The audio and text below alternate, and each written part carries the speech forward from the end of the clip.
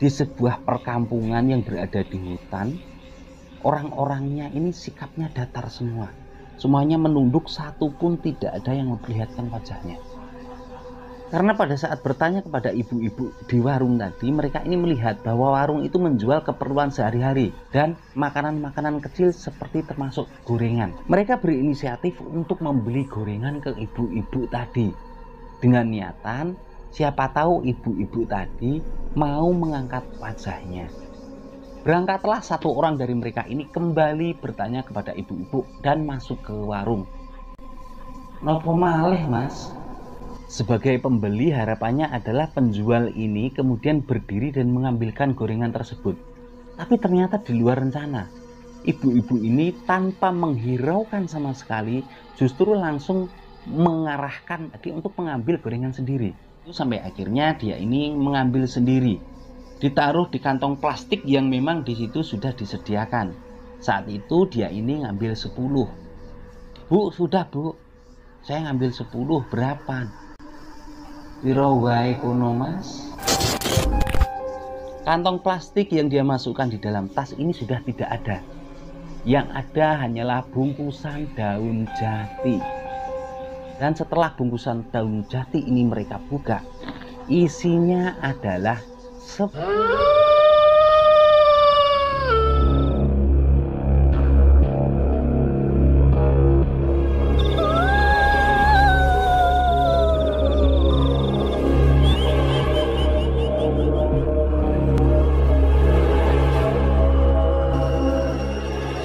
Assalamualaikum warahmatullahi wabarakatuh. Ya teman-teman, bertemu kembali dengan Kang Zi. Terima kasih yang sudah mampir ke video ini. Jadi untuk video kali ini saya masih ingin membahas seputaran tentang alas ketonggo Srigati ya teman-teman. Jadi setelah saya datang ke alas ketonggo, di sini saya mendapatkan sebuah kisah. Kisah ini dibagikan oleh 3 pemuda yang berasal dari daerah Tuban ya teman-teman. Jadi mereka bertiga ini ada pengalaman horor, pengalaman mistis yang mereka alami pada saat berkunjung ke alas ketonggo. Yang mana mereka bertiga ini tersesat di kampung gaib alas ketonggo. Ya seperti yang kita ketahui, alas ketonggo ini sangat terkenal sekali dengan keangkerannya. Bahkan dapat dibilang alas ketonggo ini adalah salah satu hutan angker di Pulau Jawa. Tentunya yang lain adalah Alas Purwo. Karena Om Hao sendiri mengatakan ya di channel Kisah Tanah Jawanya bahwa alas ketonggo ini adalah ibunya hutan Pulau Jawa. Kemudian untuk bapaknya ini berada di Alas Purwo. Dari sebutan itu tentu kita sudah dapat memperkirakan seperti apakah sakralnya atau mistisnya hutan ini. Namun sebelum berlanjut ke kisahnya, di sini saya perlu mengingatkan kepada teman-teman ya. Dari teman-teman mungkin ada yang belum subscribe ke channel Kang Zi, segera klik subscribe dan aktifkan tanda lonceng biar teman-teman tidak ketinggalan pada saat Kang Zi update video terbaru.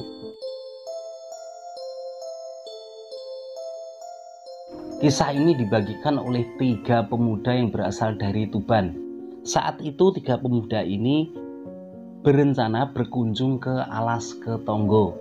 Mereka bertiga berangkat dari Tuban ini sekitar jam 9 pagi. Setelah melakukan perjalanan menggunakan mobil, sampai akhirnya mereka ini sampai di alas ketonggo kurang lebih sekitar jam 5 sore. Setelah sebelumnya ini sempat kesasar. Baru berangkatnya aja kayaknya udah tanda-tanda ya teman-teman. Jadi begitu mereka ini sampai di alas ketonggo sekitar jam 5 sore, mereka ini istirahat dulu. Dia istirahat, makan di warung-warung deretan yang ada di alas ketonggo sana. Di situ mereka ini juga sempat lapor dulu ke juru kunci yaitu Mbah Marji. Kurang lebih sekitar jam setengah 7 malam, mereka bertiga ini berniat untuk turun ke Sungai Tempur. Buat teman-teman yang mungkin belum tahu seperti apa Sungai Tempur di alas ketonggo, bisa cek video saya sebelumnya. Nah, setelah mereka bertiga ini berada di Sungai Tempur, di situ ternyata mereka tidak sendiri. Banyak sekali orang-orang yang sedang melakukan ritual di sana. Ada yang mandi, ada yang sedang membakar dupa di bawah pohon, dan juga ada yang sedang menabur bunga. Setelah beberapa saat menunggu para pelaku ritual mandi di sana ini tidak selesai-selesai, sampai akhirnya mereka bertiga ini langsung nyusul ikut nyebur ke sungai. Sampai akhirnya tinggallah mereka bertiga di Sungai Tempur Alas Ketonggo ini.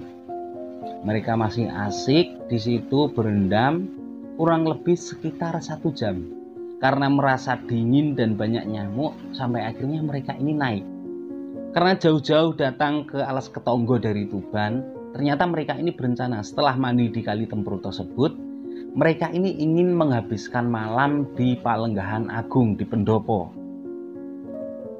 Nah, sampai akhirnya mereka bertiga ini naik dari sungai lewat tangga-tangga itu. Namun setelah sampai di atas, kejanggalan di sini mulai terjadi. Mereka di sana menemukan 2 cabang jalan. Padahal pada saat itu untuk menuju ke sungai ini kan tidak ada cabangan jalan. Tapi begitu dia naik, kok ada cabangan jalan. Mereka bingung menentukan harus lewat yang mana. Sampai akhirnya mereka ini berdiskusi. Dan kedua dari mereka ini sepakat untuk melewati jalan yang arah ke kanan. Ya udah, sampai akhirnya mereka bertiga ini mengikuti jalan yang arah ke kanan. Kurang lebih sekitar 1 menit perjalanan, tiba-tiba di situ turun kabut tebal.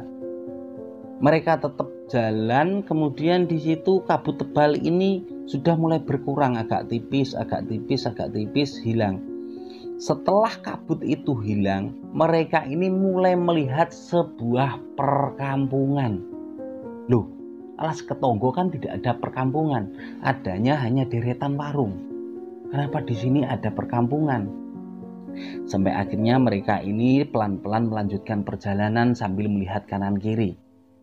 Di situ banyak sekali rumah-rumah penduduk yang masih sederhana, dan di situ diceritakan sepertinya penduduk itu memang mayoritas petani, karena di depan rumah mereka ini ada gelondongan-gelondongan jagung.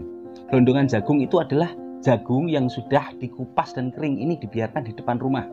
Mungkin kalau teman-teman rumahnya pedesaan tentu sangat tidak asing ya dengan jagung gelondongan yang ada di depan rumah, karena itu memang dijemur. Dan di kampung itu mereka ini juga melihat beberapa orang yang sedang berlalu lalang, sedang beraktivitas.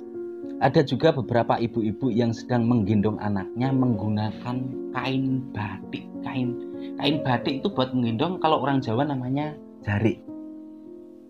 Di situ mereka ini tidak curiga, masih jalan terus santai pelan-pelan, sampai akhirnya saat mereka sedang di jalan, ini ada beberapa orang yang searah dengan mereka. Mereka ini coba bertanya, "Pak, arah Palenggahan Agung di mana?" Orang itu menjawab dengan datar, "Lurus saja." Udah, jawabannya itu aja. Sampai akhirnya mereka ini berinisiatif untuk kembali bertanya kepada pemilik warung itu tadi, "Maaf Bu, arah ke Palenggahan Agung mana ya?" Sambil terus sibuk menyapu, ibu ini memberitahu bahwa untuk menuju ke Palenggahan Agung terus saja karena sudah tidak jauh. Di sini satu orang yang bertanya ini mulai curiga, karena ibu-ibu yang sedang menyapu di dalam warung ini saat ditanya menoleh saja enggak.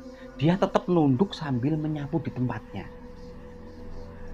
Setelah dia ini keluar kembali bersama dengan kedua temannya, mereka ini mulai curiga dan mereka memperhatikan orang-orang di sekeliling. Ternyata beberapa orang yang terlihat semuanya ini menunduk, satu pun tidak ada yang memperlihatkan wajahnya. Sampai di sini bisa kita bayangkan ya teman-teman, di sebuah perkampungan yang berada di hutan, orang-orangnya ini sikapnya datar semua. Semuanya menunduk, satu pun tidak ada yang memperlihatkan wajahnya. Karena pada saat bertanya kepada ibu-ibu di warung tadi, mereka ini melihat bahwa warung itu menjual keperluan sehari-hari. Di situ ada jual odol, sikat gigi, kemudian sabun, dan makanan-makanan kecil seperti termasuk gorengan. Sampai akhirnya kembali mereka ini berinisiatif.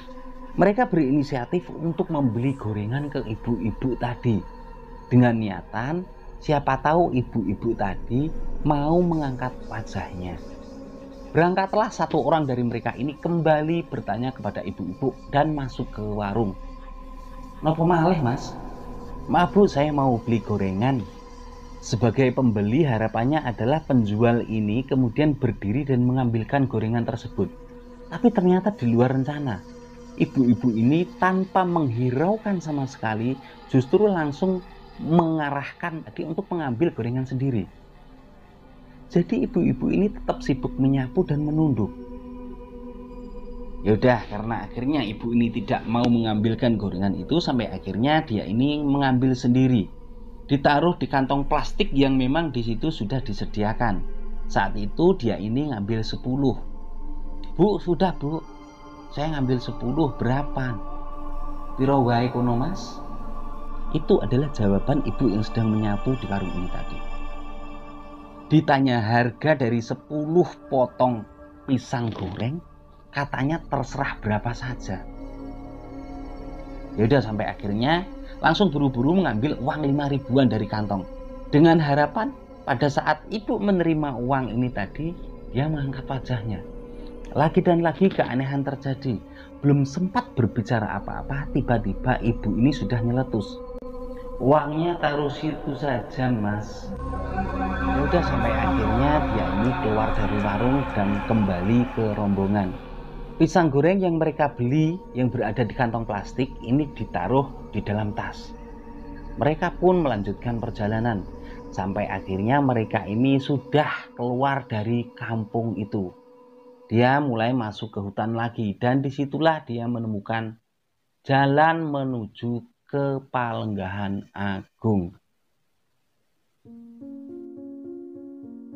Sesampainya di sana, mereka ini mencoba menceritakan apa yang baru saja mereka alami ini kepada Mbah Marji, juru kunci Alas Ketonggo.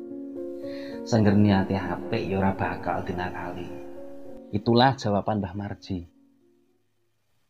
Dan anehnya setelah mereka melihat jam, ternyata jam ini sudah menunjukkan jam 2:30 pagi. Sekarang coba kita hitung ya teman-teman. Tadi mereka habis istirahat, ini sekitar jam 6:30 malam, habis maghrib lah. Kemudian mereka ini jalan ke sungai. Di sungai mereka berendam tidak lebih dari 1 jam. Dapat diperkirakan berarti taruh saja sekitar jam 8 lah mereka sudah naik dari sungai ini. Setelah naik dari sungai itu, mereka ini mengalami kejadian tersesat di kampung gaib ini tadi. Padahal aktivitas di kampung gaib itu sendiri, mereka ini kan cuma jalan, paling mampir bentar hanya bertanya kepada pemilik warung ini tadi. Setelah itu mereka kembali berjalan sampai akhirnya keluar dari kampung itu. Dan setelah sampai di sini, melihat jam kok sudah jam 2:30 pagi. Di situ mereka ini ingat, pada saat santai di depan Palenggahan Agung, mereka ingat bahwa tadi sempat membeli pisang goreng. Salah satu dari mereka pun akhirnya membuka tas. Dan keanehan yang terakhir di sini kembali terjadi. Kantong plastik yang dia masukkan di dalam tas ini sudah tidak ada. Yang ada hanyalah bungkusan daun jati. Karena penasaran langsung mereka buka. Dan setelah bungkusan daun jati ini mereka buka, isinya adalah 10 lembar daun kering berikut uang 5.000 satu lembar. Uang yang mereka gunakan untuk membeli pisang goreng tadi dikembalikan dan pisang gorengnya ini berubah menjadi daun kering. Ya teman-teman, itulah tadi cerita tentang tersesat di kampung gaib Alas Ketonggo yang dibagikan oleh ketiga pemuda yang berasal dari Tuban. Dari cerita ini dapat kita simpulkan ya teman-teman, jika dilihat dari lokasinya, kampung gaib ini berarti terletak di sekitar warung terakhir ketika kita mau ke sungai. Karena seperti yang mereka ceritakan, setelah mereka naik dari sungai, seharusnya dia ini melihat warung yang terakhir ini. Tapi di situ mereka ini melihat jalan cabang. Sampai akhirnya mereka ikuti dan masuk ke kampung gaib ini tadi. Jika memang benar lokasi kampung gaib ini berada di sekitar warung terakhir itu, apakah mungkin teman-teman yang saat ini nonton video ini ataupun teman-teman lain yang pernah datang ke Alas Ketonggo juga pernah mengalami hal yang sama? Silahkan ceritakan di kolom komentar. Saya rasa cukup sekian, terima kasih dan wassalamualaikum warahmatullahi wabarakatuh.